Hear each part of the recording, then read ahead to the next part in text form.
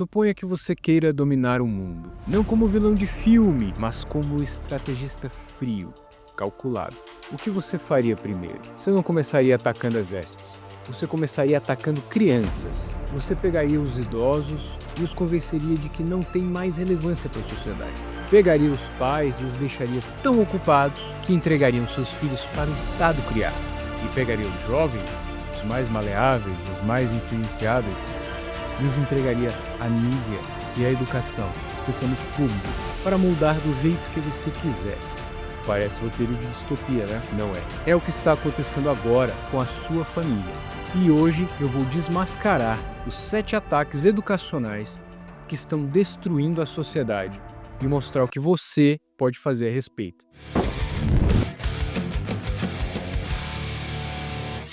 Então vamos lá. Patrícia Engler é pesquisadora e produtora de um mini documentário que expõe com clareza cirúrgica como essa estratégia funciona. Acessível na plataforma edenplus.com.br. Assina lá. Patrícia começa com uma simples pergunta: como você muda as crenças de uma cultura inteira? Pergunta interessante, hein? Você ataca 3 grupos etários, cada um de forma diferente. Os idosos têm experiência, têm sabedoria, têm crenças consolidadas, mas têm menos tempo para influenciar as próximas gerações. Então você os deixa de lado, faz com que acreditem que não sejam mais relevantes, especialmente para os jovens. Os adultos, de meia idade, são os principais responsáveis por treinar as próximas gerações. Então, o que você faz? Você suaviza as convicções deles, você os mantém ocupados, distantes de seus filhos, e usa o Estado para dizer: relaxa, nós cuidamos das crianças para vocês. Tá, e as crianças? Elas são o futuro. São as mais fáceis de influenciar em massa. Então você usa a mídia e a educação, especialmente a pública, para moldar as crenças delas e garante uma sociedade futura construída sobre os valores que você inventou. Cara, isso não é teoria da conspiração. Isso foi o Manual dos Regimes, de Marx, Lenin e de Stalin. Mas está sendo aplicado nas sociedades ocidentais há pelo menos 2 séculos. Beleza, mas como que a gente chegou até aqui? Tudo começa com uma simples reflexão sobre o que a sua cultura, a nossa cultura, fundamenta a verdade. Há 2 fundamentos possíveis: a palavra de Deus ou o raciocínio humano, a palavra do homem. Por séculos, a sociedade ocidental tinha a escritura como fundamento. Hoje, nossa cultura é fundada no humanismo secular, que é a cosmovisão que afirma que Deus não existe e que os humanos decidem tudo. O que é certo, o que é errado, quem conta como pessoa, o que tem valor. É daí que vem a moralidade relativa, o aborto, a eutanásia e a porta de entrada para esse colapso. Qual é? É um ataque à palavra de Deus, especialmente a Gênesis 1 a 11, os capítulos que fornecem a base para todas as principais doutrinas cristãs. A maneira mais eficaz de fazer os jovens questionarem Gênesis é ensinar que a Terra tem milhões de anos e que todos os seres vivos evoluíram de ancestrais comuns. E é exatamente isso o que as escolas ensinam, todos os dias, para os seus filhos, para a minha geração, para a sua geração. Não começou ontem. Então, vamos destrinchar esses 7 fatos que a Patrícia Engler mostra pra gente nesse documentário. Fato 1. O ensino evolucionista é um mecanismo de espiritualidade humanista. Presta atenção nisso porque muita gente não entende. A evolução não é só uma teoria científica. Ela é o pilar central da religião do humanismo secular. O Manifesto da Associação Humanista Americana afirma literalmente: os humanos são resultado de uma mudança evolutiva não guiada, sem criador, sem propósito, sem prestação de contas. Em 1983, o humanista John Dunphy escreveu palavras que deveriam deixar qualquer pai cristão de cabelo em pé. A batalha pelo futuro da humanidade deve ser travada e vencida nas salas de aula das escolas públicas, por professores que percebem corretamente seu papel como proselitistas de uma nova fé.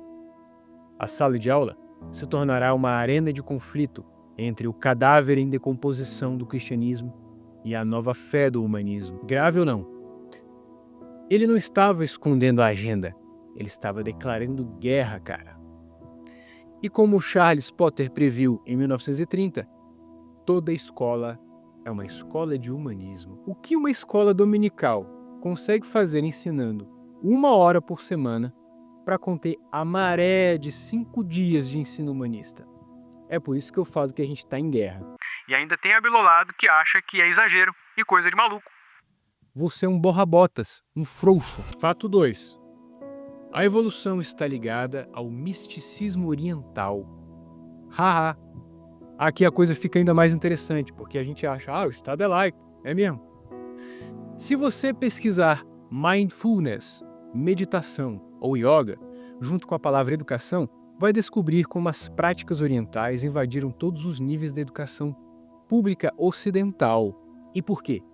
Porque dizer que os humanos são máquinas biológicas sem alma não satisfaz espiritualmente. Deus nos criou para um relacionamento com Ele. E essa necessidade, ela não desaparece simplesmente porque a gente tirou do estado. Olha só, um pneu foi feito para rodar. Você pode usar até para fazer um balanço para os seus filhos, mas a função dele é ter sido projetado para rodar numa roda. É assim a gente para com Deus. Então, o humanismo secular precisava de um complemento espiritual que não exigisse reconhecer o Criador. E o misticismo oriental, hinduísmo, budismo, nova era, preencheu esse espaço perfeitamente. Não por acidente. Annie Besant, fundadora da teosofia, ensinava que a evolução permite que os seres vivos alcancem sua divindade. Essa malfadada mulher, cuspida do abismo. Já falei dela no outro vídeo, não já? Tu lembra?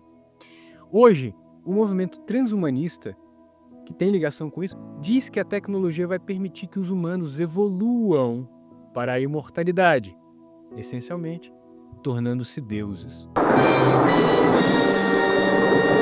Vocês serão como deuses. Essa frase te soa familiar?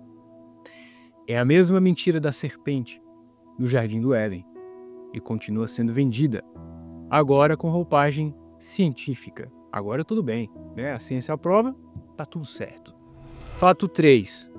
O ensino evolucionista não fica só na escola secular. E aqui eu preciso que você ouça com atenção, porque isso vai doer. O America's Research Group pesquisou mais de 200 faculdades evangélicas. Resultado, quase 8 em cada 10 líderes dos departamentos religiosos dessas escolas acreditam que a Terra tem milhões de anos. Uma ideia que contraria diretamente as escrituras, cara. Ah, você não sabia? Pois agora tá sabendo. Em 2009, o Christian Higher Education Journal, que alcança 180 faculdades e universidades cristãs no mundo, publicou um artigo afirmando que Gênesis 1 a 11 é poesia antiga, que os apóstolos eram ingênuos ao interpretá-lo literalmente, e que não houve um Adão histórico, nenhum pecado original literal. Depois tem gente que fala que o diabo não existe, né? Se não houve Adão histórico e não houve pecado original, para que veio Jesus? Um dos autores desse movimento respondeu: Deus não exige a morte de Jesus para perdoar o pecado da humanidade. Isso não é evangelho, isso é outro evangelho, aquele que Paulo disse ser maldito em Gálatas 1. Mas ainda que nós, ou mesmo o anjo vindo do céu, vos pregue o evangelho, que vá além do que vos temos pregado, seja anátema. Frequentar uma escola cristã não é garantia de proteção doutrinária. Que o ouvinte esteja atento. Fato 4. O ensino evolucionista ajuda a explicar por que os jovens estão deixando a igreja. Por mais de 2 décadas, estudos mostram que 2/3 dos jovens criados em lares cristãos ocidentais abandona a igreja. Ken Ham e Britt Beamer investigaram isso no livro Already Gone. Pesquisaram 1.000 ex-frequentadores de igrejas nos Estados Unidos e descobriram que quase 9 em cada 10 deles começaram a duvidar da palavra de Deus no ensino fundamental ou médio.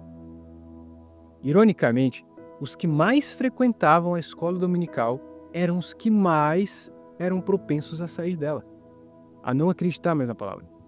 Porque a escola dominical muitas vezes trata a Bíblia como uma coleção de historinhas edificantes, sem ancorá-las na história real, na ciência real, na realidade. São tratadas de maneira lúdica demais, como se fosse fantasia, para ninar criança. Em 2018, pesquisadores descobriram que quase metade dos adolescentes americanos que frequentam a igreja concorda que a igreja rejeita o que a ciência nos diz sobre o mundo. E os jovens de hoje são 2 vezes mais ateus do que qualquer geração anterior. Essas estatísticas, com certeza, têm peso na nossa realidade brasileira. Pessoal, isso não é coincidência, isso é consequência. Fato 5. Os ensinamentos evolucionistas afetam praticamente todas as disciplinas. Acho que esse fato aqui vai confrontar até mesmo o que você acredita aí, crente. Você mesmo, que já leu a Bíblia sei lá quantas vezes no ano, veja se você está ligado disso que eu vou dizer. Muita gente pensa que evolução é só problema da aula de biologia, de ciências. Não. A evolução biológica exige milhões de anos. Então, a geologia ensina que as rochas se formaram em eras evolucionárias. A astronomia ensina a evolução cosmológica. A psicologia, a antropologia, a sociologia, a filosofia, a história, a arte, até a música. Tudo é filtrado por uma lente evolucionista, como se tivesse esse contínuo e que o ser humano está chegando à evolução. Se os humanos não foram criados, então isso muda tudo o que pensamos sobre a natureza humana. E esse pensamento, ele permeia todas as disciplinas, em todos os níveis. E aí é que está o problema. Se você não parar para pensar, você vai ver que você acredita em alguma coisa dessa. Fato 6. O ensino evolucionista começa muito antes do que você imagina. Você acha que isso começa no ensino médio? Está enganado. Inventar formas de alimentar doutrinas evolucionárias para crianças no jardim de infância e pré-escola praticamente já é um esporte entre essa galera, esses pesquisadores da educação, cheios de mestrados, doutorados, os doutos, inteligentíssimos. Usando livros de histórias, ilustrações e conhecimento sobre como o cérebro infantil funciona, essas intervenções elas tentam convencer os pequenos de que toda a vida pertence a uma única família evolutiva. A gente saiu de uma ameba e foi até aqui. E aqui está o detalhe mais revelador de tudo isso. Os pesquisadores admitem que as crianças, olha só isso, as crianças tendem intuitivamente a ver um design, um projeto intencional na natureza. Ou seja, que elas foram projetadas. Eles chamam isso de viés de raciocínio teleológico e trabalham ativamente para eliminar esse pensamento, esse insight das mentes das crianças de 5 anos. Olha só, as crianças chegam ao mundo sabendo que foram criadas e o sistema trabalha para destruir essa intuição, viés de raciocínio teleológico. Cara, a gente tem a tendência, naturalmente, de crer que nada é por acaso. Já percebeu? É porque não é mesmo. A gente percebe que há um propósito em tudo o que há e no que acontece. Mesmo que a gente não entenda os motivos das coisas acontecerem como acontecem. Olha só, de fato, nada é por acaso. Que ideia é essa, Kyron? De onde você tirou isso? De um médico e de um taxade, entendeu? Tá, vamos lá. O médico, quem é? Lucas. Em seu evangelho, capítulo 21, versículo 18.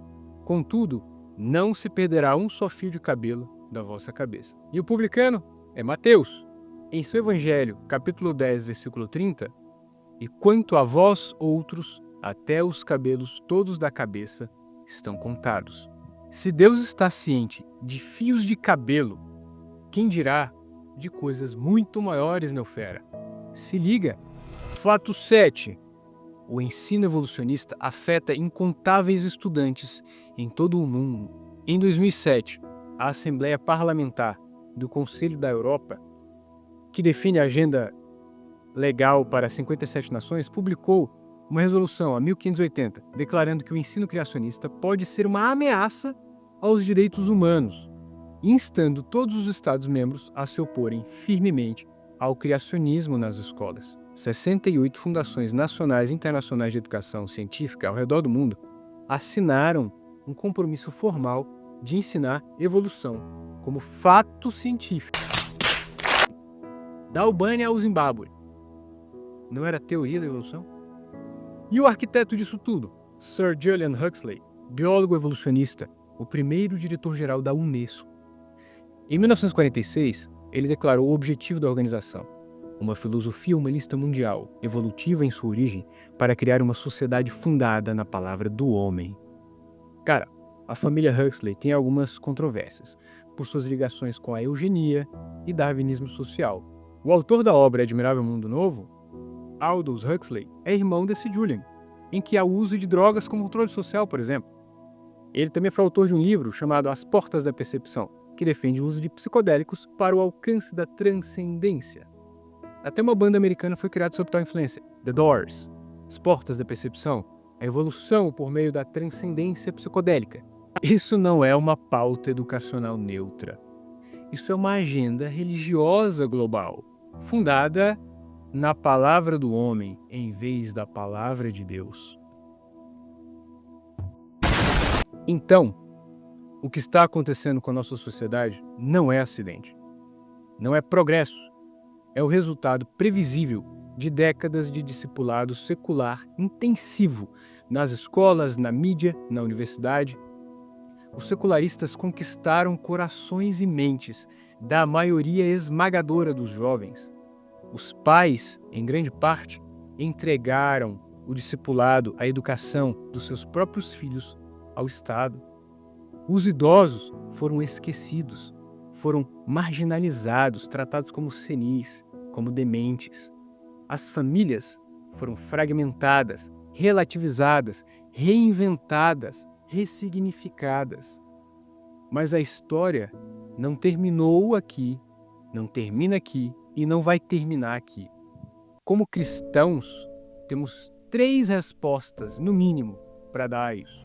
Primeiro, retomar a nossa fundação, defender a palavra de Deus como autoridade absoluta, sem concessões, sem vergonha, sem negociação. Segundo, fortalecer as famílias, resistir à mentira de que os idosos não são relevantes.